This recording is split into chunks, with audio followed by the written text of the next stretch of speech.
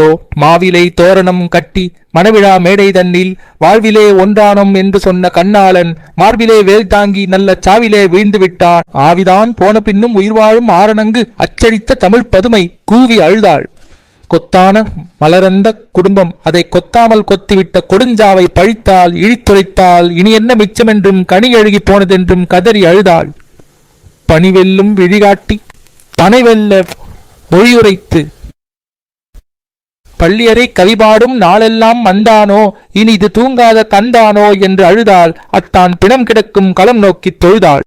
சோகத்தால் வீழ்ந்துவிட்டு அவள் காதில் வெற்றி வேகத்தால் பகைவர் தட்டும் போர் முரசம் பட்டதுதான் தாமதம் கெட்டதுதான் கெட்டது நம் குடி முழுவதுமே பட்டொழிந்து போகட்டும் என எழுந்தாள்.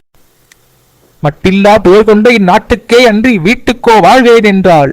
வட்டிலே நாழி பார்க்கும் விதங்கண்ட தமிழ்நாட்டு மாதரசி தொட்டிலே இட்டு தான் வளர்த்த தூய செல்வன் அட்டியின்றி கல்வி கற்க ஆலமரத்தடி ஆசானிடம் சென்றிருக்கும் நினைவு கொண்டாள். அங்கு சென்றாள்.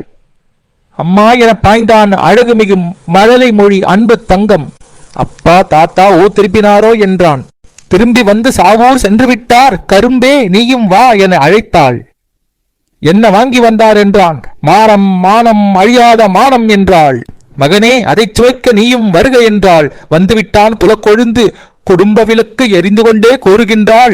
எதிரிகளின் படையெடுப்பால் நம் குடும்பம் தலையுதித்து விட்ட மரமாக போனதடா தம்பி. கவலை இல்லை, களம் சென்றார் மாண்டார். ஆனால் இந்த நிலம் உள்ள வரையில் மானம் காத்தார் என்ற பெயர் கொண்டார்.